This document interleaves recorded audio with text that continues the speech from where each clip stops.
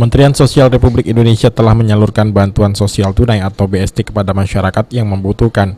Hal ini dijalankan sebagai bagian penting guna memulihkan ekonomi di tengah pandemi COVID-19. Namun sangat disayangkan BST terakhir disalurkan pada April 2021 dan setelah itu anggaran bansos dihentikan. Menteri Sosial Republik Indonesia Risma mengatakan salah satu alasan dirinya tidak memperpanjang BST adalah karena anggarannya sudah habis. Ditambah lagi situasi pandemi COVID-19 di Indonesia telah bergerak ke skala mikro. Sehingga menurutnya masyarakat seharusnya kini telah dapat beraktivitas kembali dengan harapan situasi pergerakan perekonomian di Indonesia sudah mulai normal.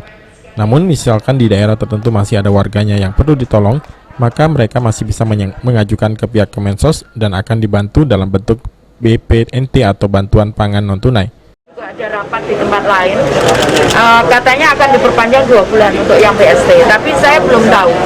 Tapi kalau memang dirasa warga itu masih membutuhkan, kami akan bantu melalui BPNT, seperti itu.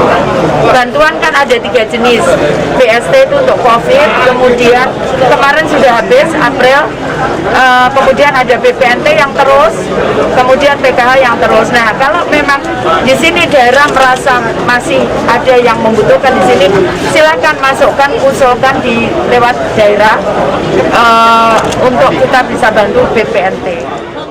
Sebelumnya dana BST dari Kementerian Sosial sendiri hanya disiapkan hingga April 2021. Dana sebesar 12 triliun rupiah tersebut telah disalurkan setiap bulan kepada 10 juta keluarga penerima manfaat selama 4 bulan sejak awal tahun 2021.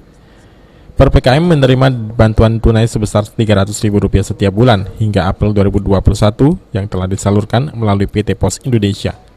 Okta Alfarisi, PAL TV.